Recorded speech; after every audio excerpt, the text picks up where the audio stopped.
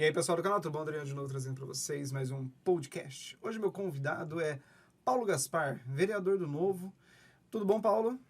Beleza, Adriano, prazer estar aqui com você de novo. Que bom, Paulo.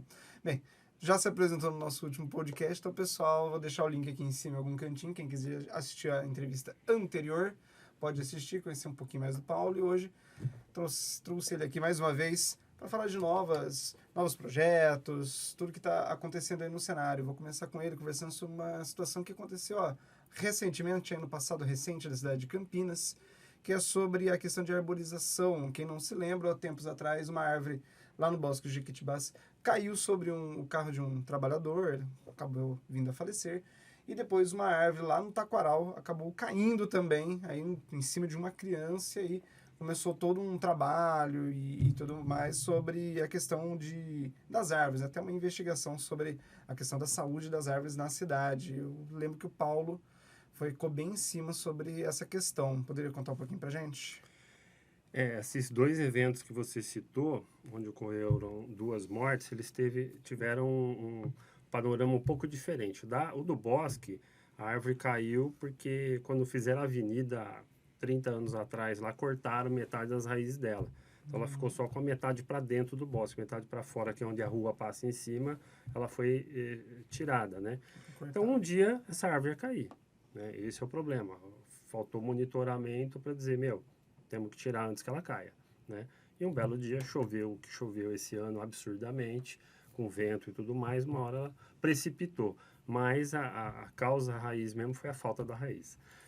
E nesse sentido, diferentemente do Taquaral, em 2015 o CONDEMA, que é o Conselho de Defesa do Meio Ambiente, solicitou que fosse retirado, eu não lembro a quantidade de eucalipto lá do Taquaral, mas basicamente eucalipto não é compatível com parque público, porque o eucalipto é uma árvore que cai muito, ela não é recomendável que fica no parque, porque ela tem vida útil curta e depois que ela cresce demais, ela fica altamente suscetível à queda.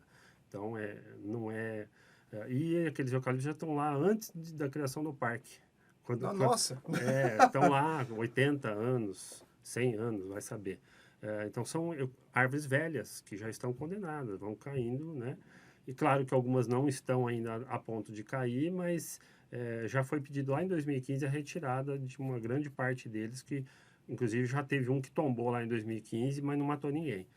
Então o CONDEMA solicitou e de lá para cá não foi retirado nenhuma árvore. Então aconteceu agora, e agora foram lá e retiraram 100 eucaliptos lá e vão recuperar um bosque no local.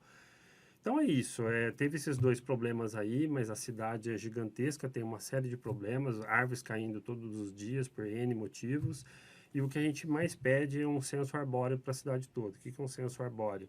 É um levantamento, inclusive tem um site da Secretaria de Serviço Público, onde você entra lá, você pode ver que eles catalogaram, diz eles que tem algo em torno de 30 mil, não dá para contar, é muita árvore. Mas nós temos aproximadamente 700 mil árvores em Campinas. Então, estamos muito aquém. Estamos muito aquém. E é uma lei de 2003, mais de 20 anos. Se nós fizermos só levantamento de 30 mil e falta 670 mil, a coisa não está andando. Então, essa é a maior crítica que a Comissão de Arborização, juntamente com o CONDEMA, faz, para que seja implementado de forma dinâmica esse censo arbóreo e não somente da forma como está no site, porque o site você entra, você tem a localização da árvore, você tem uma foto da árvore e só. A gente quer o estado fitossanitário. Não tem os status da árvore. A gente quer saber a saúde dessa árvore, como é que ela está. Tá bem, não tá? A árvore é igual um ser humano. Ela envelhece, ela adoece, ela cai, ela morre. E ela precisa de monitoramento. E quando ela cai, pode matar pessoas, e como a gente já viu. Então é importantíssimo esse monitoramento. Nós não temos. Pleno 2023, uma cidade como Campinas, que está lá entre cidades inteligentes, lá no top, não tem um levantamento no censo arbóreo. Então, assim, que é básico, né? E essa é a origem das maiores. Não é muito críticas. Caro fazer esse levantamento? Não é. 1,5 milhão aí você faz. Só que... Pô, Paulo, 1,5 milhão é dinheiro, rapaz. Não é. Para Campinas não faz nem cosquinha, né? Nós temos um orçamento aí de quase 8 bilhões por ano. Essa perspectiva é pouco. Então, assim, a gente não tem transparência a esse levantamento de forma como ele é feito e a gente pede agilidade. Então, esse monitoramento é o ponto inicial e uma proximidade, um diálogo da comissão ou do CONDEMA com a secretaria. A secretaria ela é muito fechada, ela tem uma administração muito top-down e a gente cada vez mais cobra da administração pública uma gestão transversal, ou seja, a participação das entidades, dos conselhos, da sociedade civil tem que estar junto com o poder público, né? A gente não pode mais admitir uma coisa muito centralizada e muito vertical. Então, a gente precisa ter a participação da sociedade. Uma participação, um clichê, uma participação popular. Com Né? critérios. Popular, mas com pessoas que saibam, que entendam, com especialistas, com conselhos, com técnicos. Então, não é no CPF o problema. Nós temos várias entidades altamente preparadas, com técnicos do Instituto Agronômico, do Exalc, da Unicamp, né, como é que chama, da Embrapa, enfim, são vários Instituto Agronômico. Então, assim, altamente capacitados, inclusive o laudo que foi feito no Bosque, lá, o contra-laudo, que permitiu que salvasse ali umas 33 árvores das 108 que eles iam retirar. Retiraram agora só 70, conseguimos salvar lá umas 33, devido ao trabalho desses técnicos, foram lá com tomógrafo, com resistômetro, com uma série de equipamentos e tudo desenvolvido pela Unicamp aqui. Então, assim, nós temos muita tecnologia e é fundamental que tudo esse equipamento da academia, da universidade e dos técnicos que trabalham no mercado e estão atualizados em relação a toda a modernização que existe, a máquina pública não consegue acompanhar essa velocidade, essa atualização. E, logicamente, as empresas que prestam serviço para a prefeitura são terceirizadas, como a MB, que faz a maioria dos serviços de parques e jardins em Campinas. É uma empresa privada trabalhando para a administração pública, porém, a gente quer uma maior proximidade e poder participar de alguma forma, dialogando, porque a gente vê diariamente muitos problemas na cidade. É impossível que não tenha, né? Por melhor que seja a empresa, a administração, Campinas é muito grande, tem muitos problemas, e ele não pode se dar ao luxo de não escutar o que a comissão e outros conselhos estão apontando todo dia. Então, mas aí então quer dizer que a prefeitura, para sanar a falta de velocidade e dinamismo do setor privado, digamos assim, ela vai lá e contrata, então, uma terceirizada para fazer o trabalho. Sim. É assim que funciona, mais porque em vários setores, na saúde é assim, em muitos outros, uns mais, outros menos, a educação menos, por exemplo. Nós temos as empresas atender meio-fim e o meio, né? Empresas meio e empresas fim. O que significa isso? Vamos supor, na escola, você vai, professor tal é fim, o faxineiro é meio. Então, você pode contratar uma terceirizada para fazer faxina. O professor tem que ser um servidor público, né? Entendi. Concursado e tal. Então, dentro da administração, você tem aquelas áreas que são... Ah, não, são algumas áreas, então, só sim, que pode, não é sim. tudo. Eu ia perguntar porque, por exemplo, a UPA, ela é a parte privada no fim, que seria no médico. E aí eu fiquei curioso, falei, tá, e na educação não poderia ser também assim? Aí você acabou respondendo, algumas áreas pode, outras não. Sim, por exemplo, na saúde, como você citou, você tem a rede Mário Gatti, que administra esses hospitais, os pronto-socorro, etc. E eles têm uma parte desse corpo técnico que é concursado e servidor efetivo, vamos falar assim, e você tem grande parte que é terceirizado.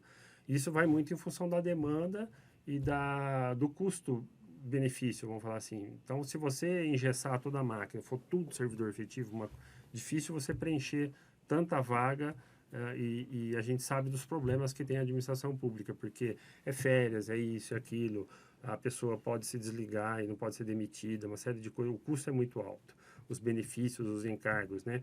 Então, o próprio secretário de saúde disse que se fosse todo mundo efetivo, triplicava o orçamento se a gente já reclama do preço do IPTU e do ISS que a gente paga em Campinas, você imagina você pagar 3 vezes mais para sustentar uma máquina engessada. Então, a terceirização, ela dinamiza, ela flexibiliza e faz com que o custo caia. Então, ela é hoje fundamental, essa parceria público-privada, para que a administração funcione de uma maneira mais efetiva. Porque quando você aumenta demais o custo da administração e o orçamento não aumenta, você tem que reduzir o atendimento ao serviço. Então, nós temos, vamos lá, 100 postos de saúde, só que custa X.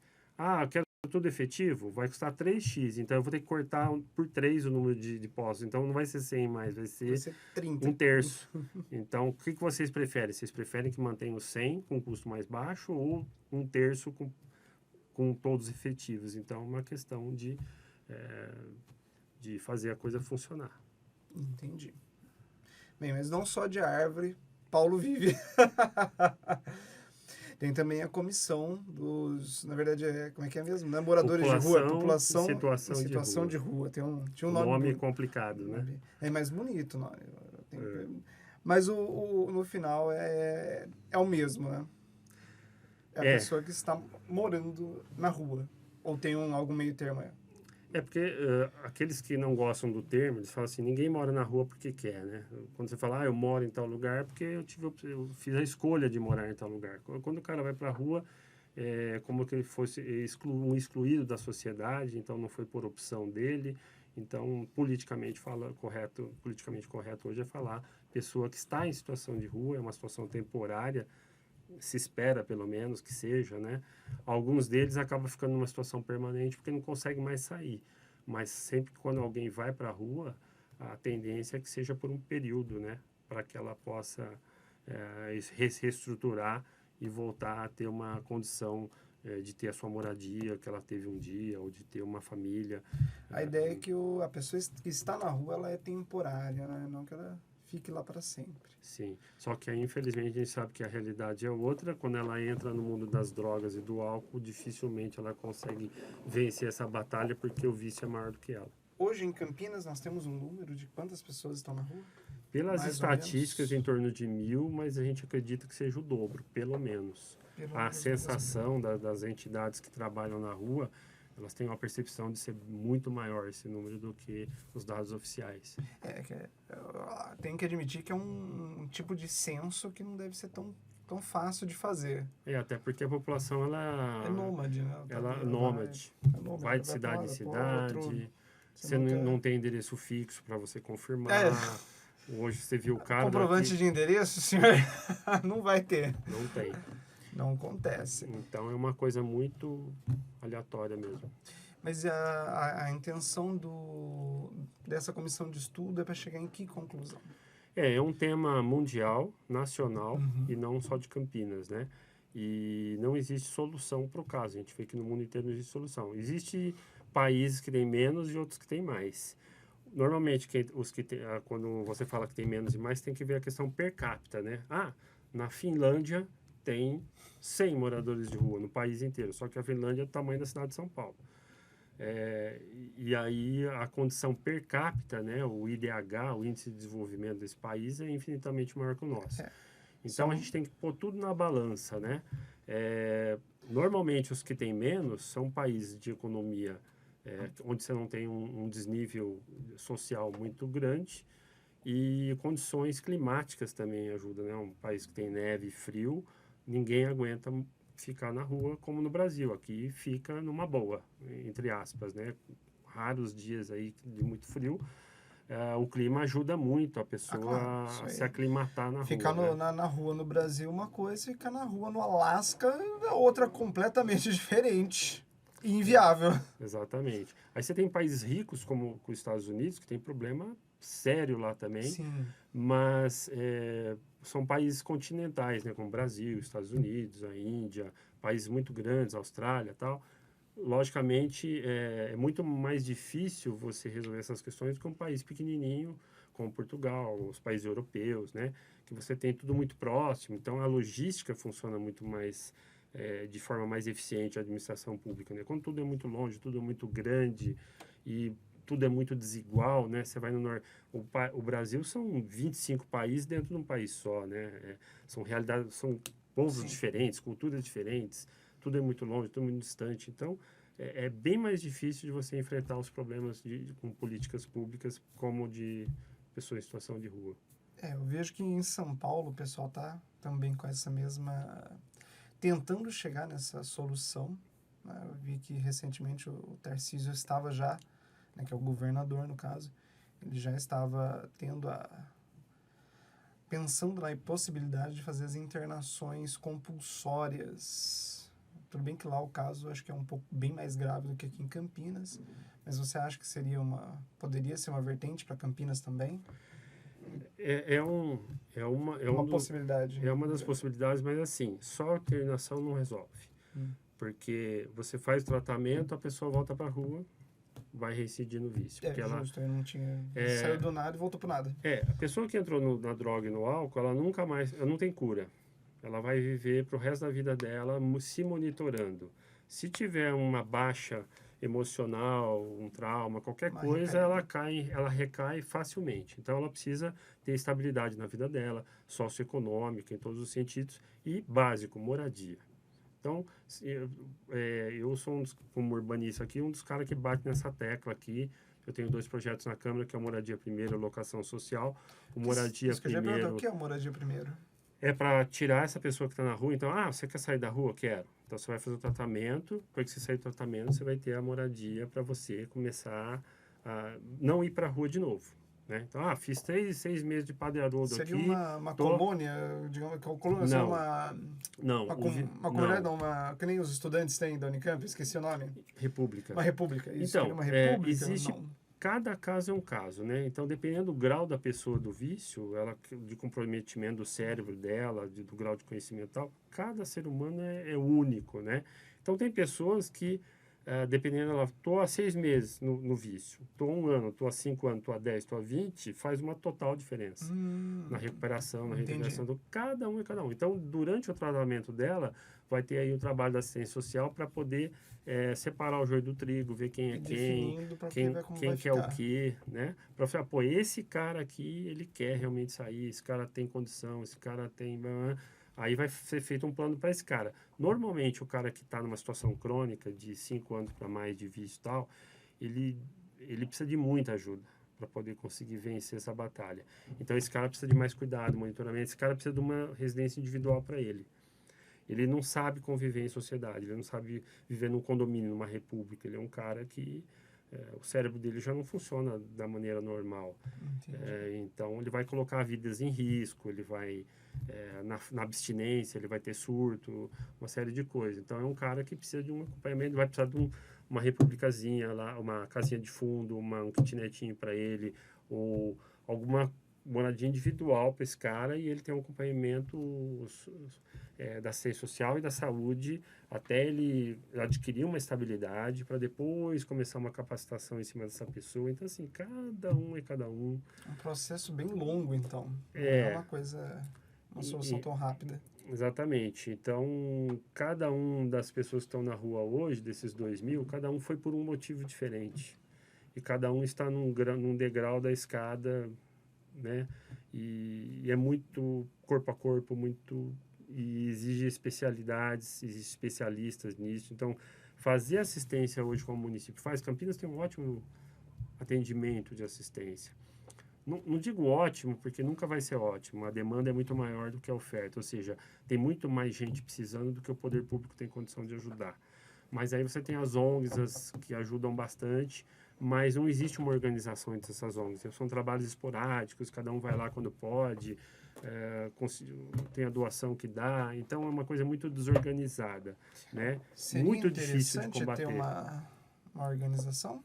Será que existe a possibilidade de acontecer Seria, isso? mas é muito difícil, porque cada grupo, cada ONG tem a sua realidade, são todos voluntários, nem sempre consegue as doações, não consegue ter aquela regularidade na assistência, nos recursos. Agora, uma curiosidade, mas se existisse, por exemplo, um espaço em que a ONG pudesse fazer... Existe, a Casa da Cidadania. Eu achei que não existia. Eu falei, será que se existisse tipo, um refeitório onde o pessoal tivesse a estrutura de cozinha e aí já rolava a abordagem tudo junto? Então, já existe isso, A Casa da Cidadania, lá na Vila Industrial, tem esse espaço. Certo. E aí eles se agendam, cada dia vai para fazer alguma coisa, não sei o que e tal.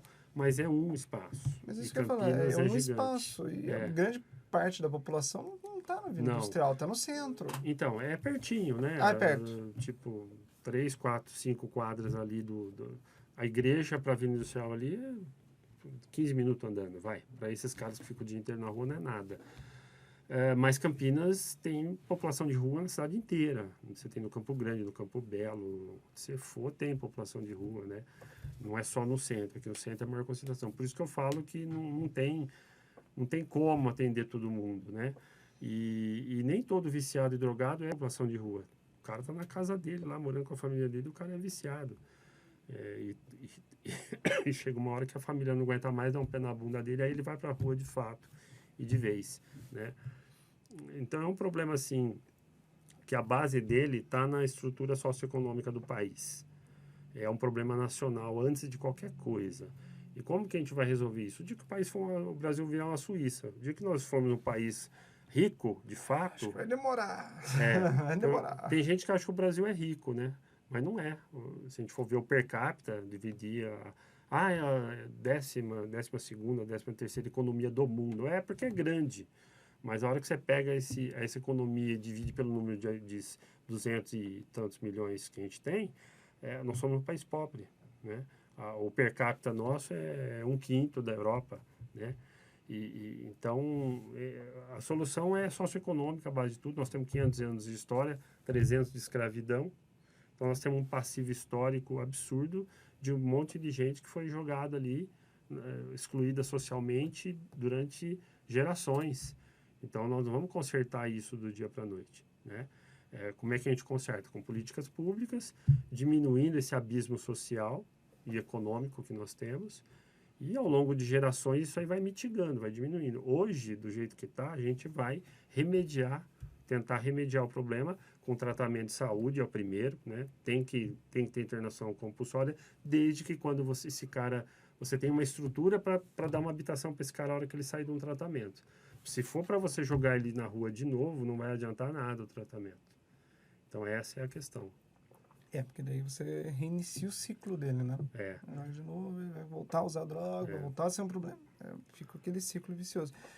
Já que tocou sobre a história de habitação, eu lembro que no nosso primeiro podcast você tinha comentado que você tem a formação de arquitetura. Então, e urbanismo. Arquiteto e urbanista por formação. Sim. E nesse ano tivemos uma polêmica com a Prefeitura de Campinas sobre as casas embriãs. E aí eu queria perguntar para ti, porque eu fui pesquisar, para quem está em casa, não pesquisou, casa embriã, era uma casinha pequenininha. É um cômodo, né? 2 cômodos, um quarto e banheiro. Um quarto banheiro, bem pequenininho, mas assim, eu fui pesquisar, eu lembro que a metragem era uma metragem, quando ele fala, é uma metragem pequena, mas a metragem do 15 metros quadrados. 15 metros quadrados, mas a metragem do terreno não é tão pequena assim. 90, mas eu lembro que tem apartamentos menores do que esse em São Paulo. 10 metros? Que vive uma pessoa, um casal, né? Tem de 10, tem de 15, de 12, de 20. Que o pessoal, eu falei, eu acho que não tá tão fora isso, mas eu falei, vou perguntar pro Paulo, que eu sei que ele é arquiteto, ele vai responder melhor. Que nesses 15 vai morar 7, 8, né? Pode daí até não é ser problema da prefeitura, pode até ser que more, mas esses caras hoje não tem nem 15, não tem nenhum. Eles estão no barraco de zinco ou debaixo da ponte. Então, para ter 15, já ganharam na loteria, né? Para começo de conversa. Só que o embrião não é a casa, é um embrião, é um cômodo com banheiro. Hoje eles não têm nem banheiro, faz no mato. Então, ganharam um embrião de 15, ganharam o terreno de 90, ganharam asfalto, luz e água, ou seja, passaram na frente de 40 mil famílias que estão na fila da Coab há 40 anos e nunca tiveram nada disso. De repente, um grupo lá, por questões políticas, conseguiu tudo isso. Fala, tudo isso? Como é que você tem coragem de falar que é tudo isso? Você vai viver num terreno de 90 metros com 15 metros quadrados lá na periferia? Você gostaria? Cara, eu já morei em favela. Se eu tô debaixo da ponte, eu não tenho nada. Se eu tiver isso, eu ganho na loteria. Porque a realidade de milhares de pessoas é morar debaixo da ponte. E comer lixo. Então, se você tiver 15 metros e um terreno de 90 metros com asfalto, luz e água, você ganhou na loteria em relação a muita gente. Porque essa é a situação da maioria das pessoas. Em 90 metros quadrados dá para construir mais? Em um ano, esse 15 já virou 100 metros quadrados. Porque o pessoal vai fazendo o aumento com madeira, com zinco, com telha de eternite, com tudo que eles vão conseguindo lá fazer os mutirão. Em 2 meses, essa casa aí já triplicou de tamanho. E se mora 7 ou 8 Mas daí não lá. vai virar uma nova favela? Vai. mas pelo menos agora eles têm um banheiro. Tem um banheiro, tem um terreno, né? É um começo de uma... Ok, tá mais... O verde está mais Hoje está- humanizado, digamos assim. Hoje eles não têm nada, não tem terra, não tem... Só tem um barraco de madeira ali e não tem banheiro, não tem nada. Então eles deram um salto muito grande, né? Aliás, a prefeitura fez muito mais do que ela poderia fazer se você for pensar que tem 40 mil pessoas na fila que não tiveram nenhum tratamento disso, nesse sentido, né? Então, furaram a fila literalmente. Agora você fala, mas por que tem 40 mil pessoas a prefeitura? Como é que deixa chegar nesse aspecto? A prefeitura não tem orçamento para zerar o déficit para essas 40 mil famílias que não têm residência. Ela não tem recurso. Porque de todo o Mas as orçamento casas não são nosso, pagas depois? financiada pela Caixa. Mas a Caixa não repassa esse dinheiro, teoricamente?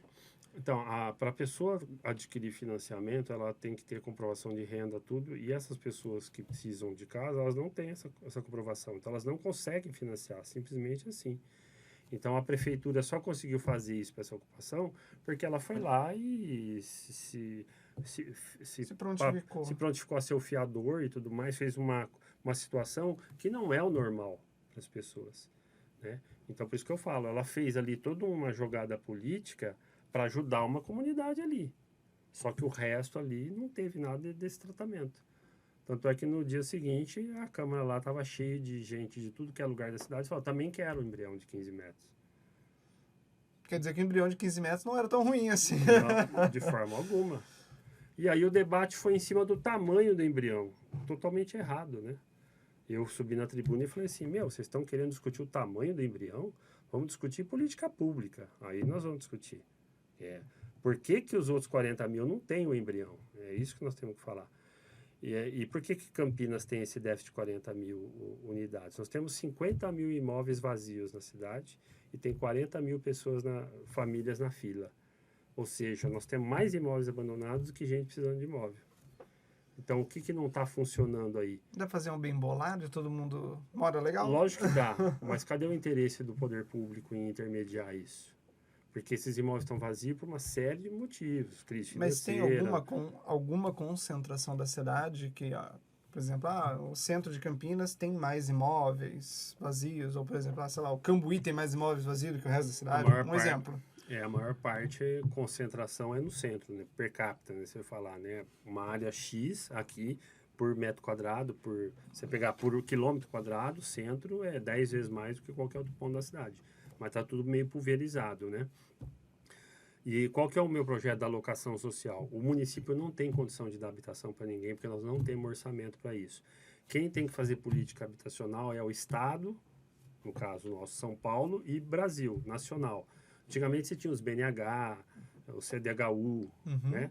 E hoje você tem Minha Casa Minha Vida, só que os números são muito menores. Então, na época da ditadura militar lá, trocentos mil domicílio por ano, lá, porque o governo chegava, pegava dinheiro em banco e financiava condomínio no Brasil inteiro, loteamento no Brasil inteiro.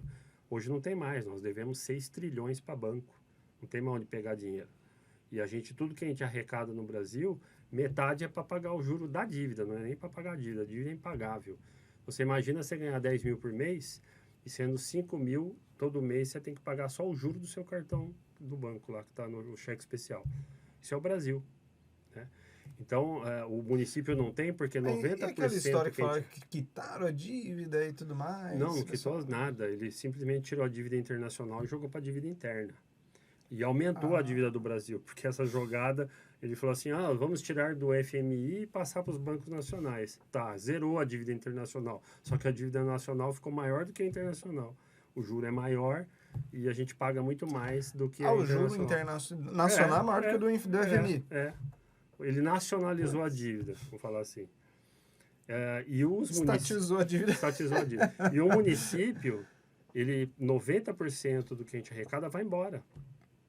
E volta em emenda parlamentar, uma merreca em mão de deputado. Só uma parte. Nós não temos dinheiro para financiar política habitacional. Então, o que a gente precisa fazer? Meu projeto de locação social, a prefeitura pode locar espaços, casas, apartamentos, né, para essas famílias que estão na Coab. Então, em vez de você dar um apartamento para uma família lá, cada um que você dá entra 500 na fila, você pega, em vez de você dar, você subsidia aluguel social para essas pessoas. Então, se o cara paga R$ 1.000 lá no Campo Belo, ele vai pagar, o imóvel aqui custa 2.000 no centro, a prefeitura, lá ele, em vez de ele pagar, bom, ele não vai pagar 1.000, vamos supor que ele paga 300 lá no Campo Belo, lá.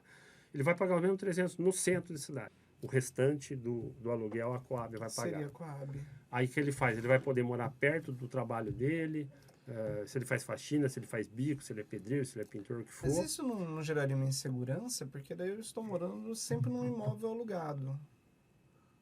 Seria aquela coisa, nunca saí do aluguel, sempre continuei no aluguel, nunca ter um espaço que Qual é que meu. você prefere, próprio. morar numa casa alugada lá na periferia ou no centro da cidade? Lá na periferia você não tem nada, aqui você tem tudo. Você está perto de tudo, você tem infraestrutura, você tem tudo aqui. E você pode trabalhar a pé. Sem depender de 2 horas de ônibus, não sei o quê. Melhora a Então, qualidade de vida. morar no centro alugado, subsidiado pelo governo, é ganhar na loteria para quem mora de aluguel na periferia. Se você tem condição de ter a sua casa na periferia, beleza, você fica lá. Mas se você paga aluguel na periferia, como muita gente paga, e você está cheio do centro aqui, tudo vazio, a gente chama de vazios urbanos. Não é terreno vazio, são casas vazias, são apartamentos vazios. Então, nós temos 50 mil imóveis abandonados, vazios. Seja que o proprietário não consegue alugar, não consegue vender, problema de herança, problema judicial, você tem de tudo. E aí a prefeitura tem que ir lá com o seu corpo jurídico técnico e, esse proprietário aqui, esse Hotel Palace aqui, do lado da prefeitura, está lá abandonado faz 30 anos. Qual que é o embrólio aqui? Está na justiça, está isso, aquilo. Vamos lá, vamos atrás. Vamos fazer um acordo com o Ministério Público, enche de gente lá e um a menos. Qual que é o próximo? Pá. Começa a fazer. Cadê a iniciativa do poder público? Enchendo os espaços vazios do centro. E aí a gente resolve a questão da segurança e também por tabela do morador de rua, porque quanto mais gente morando no centro, mais consumo, mais comércio, mais serviços, menos espaços abandonados, deteriorados, aumenta a segurança, mais gente circulando, gente de olho, gente cobrando melhorias, e aí vai. Então, esse abandono do centro é falta de gente morando no centro. Entendi, Paulo. Nunca imaginei que o centro de Campinas fosse tão vazio assim. Muito a gente curioso. precisa dobrar a população do centro hoje para ficar bom. E muitos prédios comerciais que estão abandonados precisam ser transformados em residenciais. É o tal do retrofit que a gente chama. Essas unidades precisam ser retrofitadas, precisam ser reformadas, adaptadas para virar moradias. Porque hoje mais ninguém quer mais trabalhar no centro por causa da dificuldade de locomoção, o cliente não quer ir lá porque não tem onde parar. Então, hoje nos grandes centros em todo o mundo, a tendência mundial é você ocupar esses imóveis comerciais com imóveis residenciais. E quando a pessoa morando ali, ela vai trabalhar ali, vai fazer tudo ali. É o conceito da cidade em 15 minutos. Então, você tem que ter vários centros dentro de uma cidade. Então, você tem um centro aqui, no centro, que é o centro nosso. O Cambuí tem que ser um outro centro, o Guanabara tem que ser outro centro, o Botafogo tem que ser outro centro, Vila Industrial outro centro. E se você vai morar naqueles locais aí, você tem que ter tudo ali. Você vai trazendo vida. Comércio, serviço, vai tudo para lá. Porque, tem um monte de gente aqui morando, os caras, o comerciante vai lá, vou abrir meu negócio ali. Porque, tem gente, ele tá tendo circulação de pessoas. Restaurante começa a pipocar, farmácia começa, e aí vai. Mas será que agora com a reforma que está sendo reformada ali, a Campos Sales, a rua está sendo reformada. Será que não entra junto agora já esse projeto, já não consegue entrar junto ali?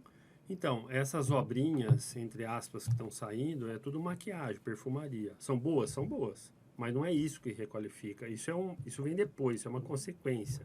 Né? A gente precisa ter a demanda para depois você ter a melhoria da benfeitoria. Não adianta você fazer a benfeitoria sem ter a demanda. Você vai fazer aquilo lá para quem? O morador de rua vai continuar lá, o tráfego vai continuar lá, a insegurança vai continuar lá, com o asfaltozinho, com a luz enterrada. Não vai resolver grande coisa. Melhora a aparência? Melhora. A Glicério ficou um show. Podia ficar muito melhor ainda, mas já ficou do que era muito bom. Só que tá lá, cheio de morador de rua e abandonado do mesmo jeito. Então, isso aí tem que retrofitar, tem que repaginar? Tem. Mas isso é num terceiro momento. Para não Tem penalizar, coisas... é verdade. Que a Glicério teve mesmo a reforma, tirou tudo, mas ainda continua abandonada. Tá linda, maravilhosa, mas você Até vai as lá... lojas estão abandonadas, Agora isso explica, se não tem ninguém dentro no centro... Uma coisa, coisa cada leva coisa a no outra. seu momento, né? Bem interessante. Bem, já fiquei sabendo dos assuntos. Vou entrar agora no assunto mais delicado. Que eu já estava querendo saber, que saiu essa semana. Paulo, você pediu um estudo para ser feita a venda da IMA. Explica um pouquinho para a gente o que seria isso. Como funcionaria isso? Eu também já pedi a privatização da Sanasa também, que é a mesma da coisa. Sanasa também? Também, no ano passado. Já pedi concessão dos 25 parques públicos que tem na cidade, ou seja, é uma bandeira do Partido Novo e é uma bandeira minha também. Ah, mas então você quer acabar com a estrutura pública? Não, é simplesmente reformular a estrutura e deixá-la mais competitiva. Então, assim, a IMA, quando você fala vender a IMA, é basicamente privatizar a IMA.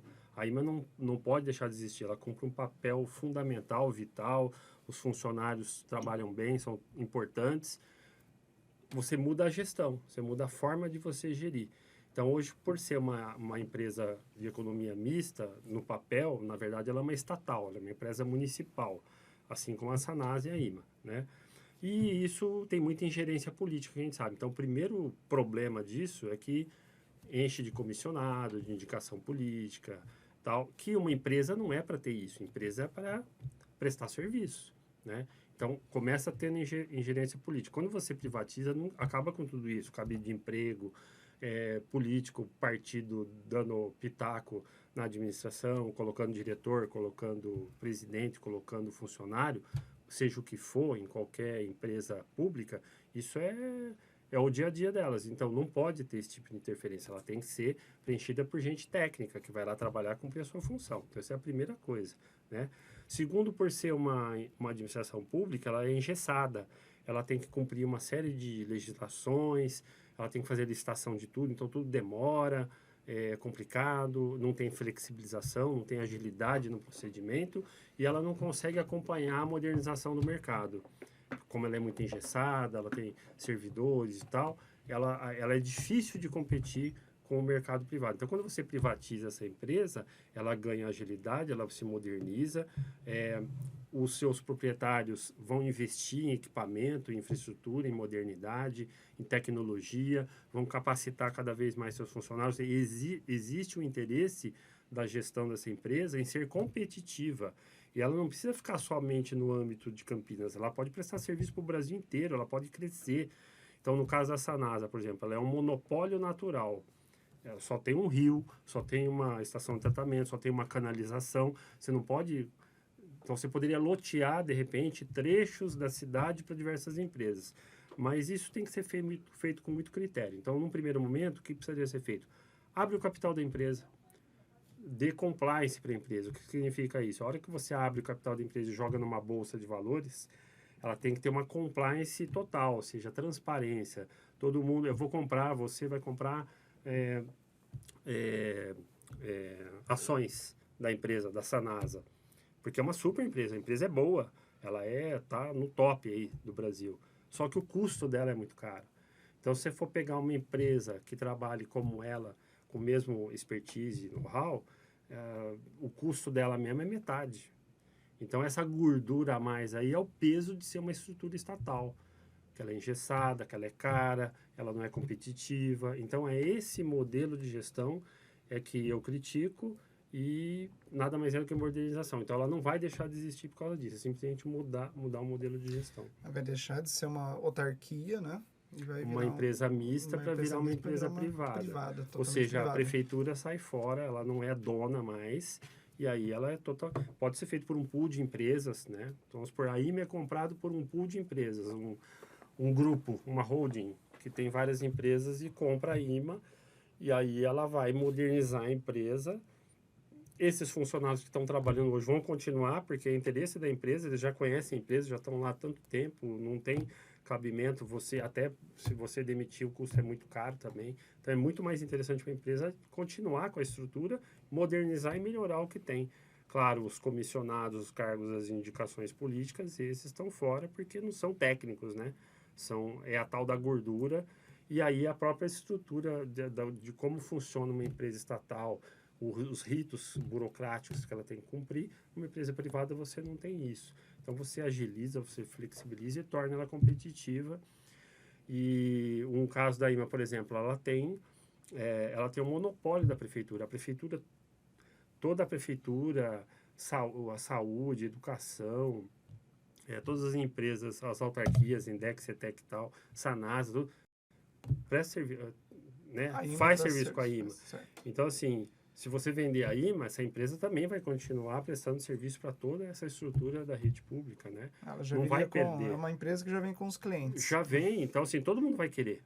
Né? Todo mundo vai crescer o olho. Véio. Porque a IMA tem a parte da infraestrutura, ela tem muito boa, as redes, as fibras, tem toda a infraestrutura dela, servidor, tem os ativos, né, que ela tem. Ela tem um atendimento que é muito bom, um 56, todos esses atendimentos de posto de saúde, educação, tudo ela muito bom. E tem a parte de software e serviços que ela presta para a prefeitura, desenvolvimento de software e TI, né? Então, basicamente, ela tem 3 áreas ali diferenciadas, e que isso pode ser turbinado e melhorar muito. Só em Campinas, né? Porque e crescer. Ela atende a IMA, eu sei que um tempo atrás eu entrevistei um dos diretores da IMA, ele estava contando que a IMA tem outras cidades que também ela presta serviço, né? Acho que são mais 4 ou 5 cidades que ela presta serviço. Então, viria com mais de um cliente já na carteira. Ela vai se tornar muito mais competitiva do que é hoje, né? E a própria contabilidade dela hoje, né, como ela presta quase totalmente serviço para a prefeitura, é uma coisa meio de pai para filho, né? Isso não pode existir, né, dentro da administração, né? Então, não existe licitação. Vamos atender a Secretaria de Finanças lá para fazer um programa novo para cobrança de imposto X lá. A prefeitura não vai ficar negociando preço com a IMA, vai pagar. É uma coisa ali meio caseira ali, um acerto do presidente da IMA com o prefeito. Não tem transparência nisso, não tem... Mas a prefeitura ela paga ainda para a IMA. Paga tudo e paga caro. Eu achei que a IMA pagava, na verdade, quando era serviço da prefeitura, já vinha embutido já no valor. No pacote geral, digamos assim. Então, como a IMA não tem licitação, é tudo direto, tudo feito de uma forma... Porque a empresa é da prefeitura, você não tem licitação. Se a IMA for privatizada, vai ter que ter uma licitação. Entendi. Entendeu? Para ela ganhar o serviço. Claro que na venda da empresa, pode ser feito um acordo para ela ficar 5, 10 anos prestando serviço para a prefeitura sem precisar de licitação. Aí vai depender de como que vai ser a valoração da empresa, tal. Mas a competitividade da empresa privada é que ela vai competir no mercado. Então, não adianta você trocar um monopólio estatal por um monopólio privado. Ela tem que ser competitiva, né? Então, ela pode continuar sendo a IMA, mas ela tem que ser competitiva. É trazer competitividade para a IMA. Entendi o intuito. E você entrou com esse pedido faz quanto tempo? Da IMA é recente, né? A gente tentou abrir uma comissão de estudos lá no início do mandato, mas você precisa de 11 assinaturas para criar a comissão, para começar a discutir a questão, mas a gente não teve apoio, né, para conseguir as assinaturas. Porque é uma competência, é uma prerrogativa do Poder Executivo, né?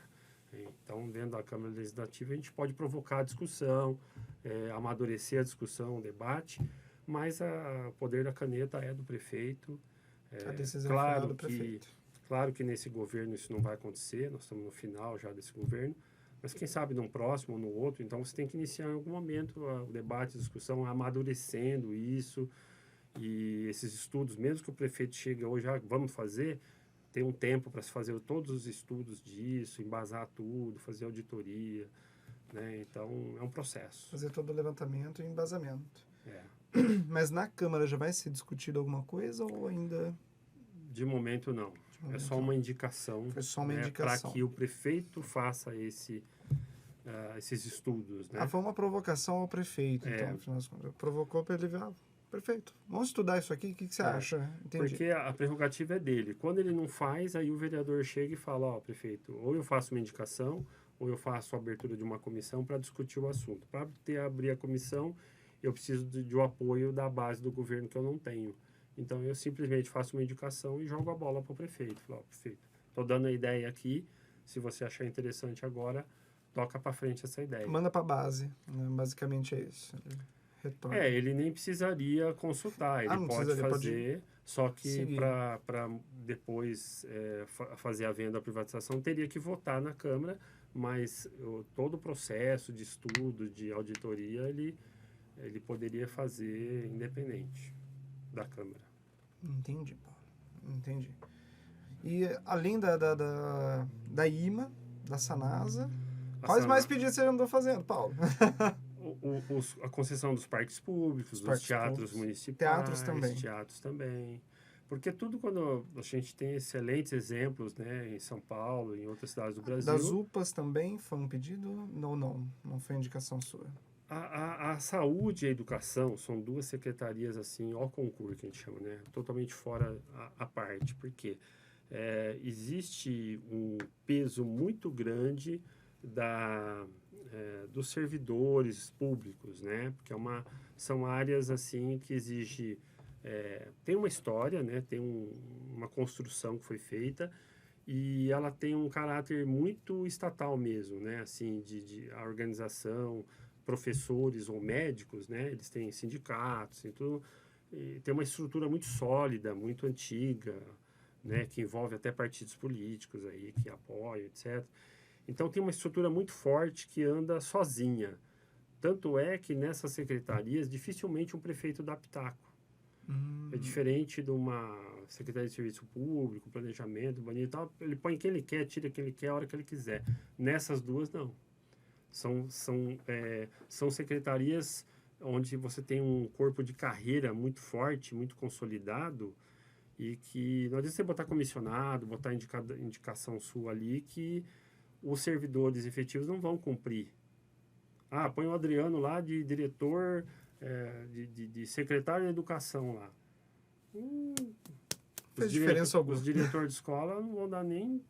Então, assim, tem que ser um cara... que você vai botar lá, pode até ser uma indicação sua, mas que saiba conversar com esse corpo efetivo, que tem uma representatividade nesse corpo, para conseguir fazer as melhorias que for achar necessário. Então, assim, essas duas secretarias aí, a questão de ser terceirizado, vamos privatizar, não vamos, terceirizar postinho ou não, o governo, o Poder Executivo tem muito poder, muito pequeno poder de influenciar nisso. Então, normalmente, os critérios que levam a isso são técnicos. O orçamento que nós temos para a saúde é tanto, para a educação é tanto, hoje a estrutura é essa, queremos chegar nisso, e se a gente não terceirizar, não vai ter como chegar nisso. Vocês querem continuar só com efetivos? Então, a gente não vai crescer essa estrutura de atendimento, vai continuar engessado do jeito que está, a demanda vai aumentar e nós não vamos conseguindo atender. Então, é questão de honra, é questão de sobrevivência, temos que terceirizar, senão a gente não vai ter nada. Não é uma questão de opção, é uma questão de necessidade, vamos falar assim. Aí sim, esse corpo efetivo autoriza, vamos trabalhar em conjunto. Mais uma questão de sobrevivência do que uma questão de... Porque eles não dão conta, a estrutura hoje que está não dá conta do recado. E não tem orçamento para você ampliar essa estrutura, porque ela é cara, ela é pesada. Então, você tem que manter aonde não dá para mexer, porque os efetivos você não pode mandar embora. Eles têm estabilidade de emprego. E, querendo ou não, se ele quiser trabalhar ou não, ele vai ficar lá pro resto da vida recebendo, com direito à aposentadoria e tudo que ele tem lá. Né? Que enquanto não tiver uma reforma administrativa no Brasil, ninguém consegue mexer nessa estrutura. Ele vai ficar lá. Então, a demanda vai aumentando. Essa estrutura, se você aumentar, você não tem orçamento. Então, você é obrigado a contar com uma terceirização para poder suprir a demanda. Entendi, Paulo. Paulo, vamos chegar aqui na reta final já do nosso podcast. Temos aí mais alguns minutinhos. Queria deixar o microfone aberto para você falar, tocar em algum assunto aí que eu acabei não perguntando, gostaria de falar alguma coisa. Uma coisa bem bacana que está acontecendo é a mudança da Secretaria de Urbanismo e Planejamento, que antes era junto, agora separou. Então, a Carolina Baracá, que era a secretária de Planejamento e Urbanismo, aí vai ficar uma de Planejamento e uma de Urbanismo. Isso. Virou A Carolina continua só com Urbanismo e agora se criou uma Secretaria de Planejamento, onde o novo secretário é o Marcelo Colutini.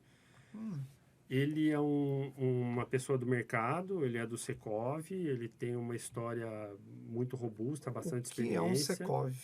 É o Sindicato das Empresas do Mercado Imobiliário. Legal. Aí você tem o Sinduscom, que é da construção civil, você tem a adaptação, você tem vários, né?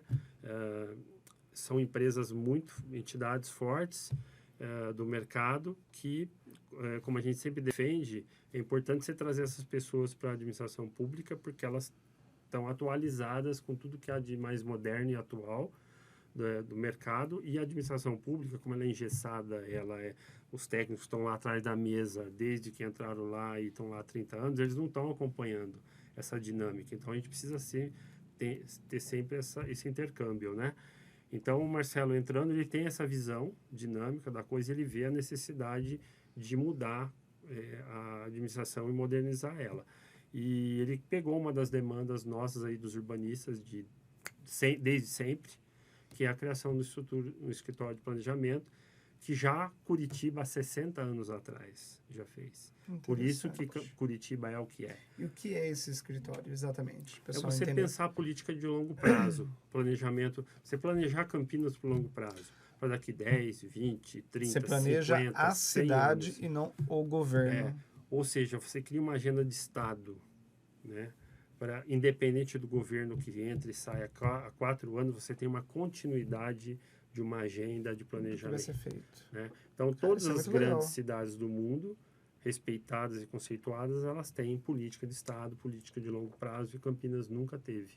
Então, essa é uma coisa bacana que está começando a surgir agora. Se vai ter sucesso nisso ou não, nós não sabemos, porque é o passo inicial, só que para você estruturar isso, você vai ter que conversar com os bastidores do poder, né? O que é os bastidores? São os partidos políticos que compõem toda a administração pública, cada um com seu interesse, o poder é loteado na cidade inteira, você vai ter que precisar do trabalho conjunto de várias secretarias para que essas políticas funcionem de fato. Então não adianta eu querer, sou secretário de planejamento, eu quero fazer isso aqui. Tá, você vai ter que conversar com mais 10 secretarias para você implementar isso que você quer fazer. Então esse é o desafio, você vender a ideia, convencer todo mundo que é bom para a cidade, que todo mundo vai ganhar com isso, né? E ter uma visão que não é de governo. Então, precisa, é igual essa reforma tributária que está acontecendo. Tem gente que é contra e a favor. Quem é contra é porque pensa no curto prazo, pensa no sistema atual. Assim tá bom e eu não quero abrir mão disso. Aí quando você fala, não, vamos mudar porque no longo prazo vai ser melhor para o país, para o estado, para a cidade, nós vamos conseguir diminuir as injustiças, o abismo e tal. Não quero saber, eu quero saber agora. Eu não quero correr risco futuro. Então, quando você para com essa visão de curto prazo e pensa no longo prazo e pensa que todo mundo vai ganhar com isso, esse é o que falta nos homens públicos hoje. Você pensar grande, pensar em todos e pensar fora do seu quadradinho, né? Então, esse escritório de planejamento ele vai trazer essa visão macro, de longo prazo, e precisa de homens públicos íntegros, de visão... visão clara, digamos assim. De uma visão sistêmica, vamos dizer assim, onde você inclui toda a cidade, todos os habitantes, toda a população de Campinas, pensando no bem deles, porque a coxa de retalho que nós temos de quase 4 anos ficar costurando, e uma coisa não leva a outra, é tudo cheio de remendo, é muito caro. O custo social é muito caro para nós. Entendi. Bem, Paulo, gostaria de te agradecer mais uma vez por ter vindo aqui no podcast, ter aceito o meu convite. E gostaria de agradecer quem está aí em casa também, ter assistido esse programa aqui, esse bate-papo maravilhoso que tivemos. E convidá-lo também a se inscrever no canal, deixar o seu joinha, deixar o seu comentário. Se tiver alguma dúvida, pode deixar aí no comentário. Vou deixar as redes sociais aqui do Paulo aqui também. Se tiver alguma dúvida, pode mandar pro Paulo, beleza? Vou ficando por aqui. Valeu, falou, fui e até a próxima.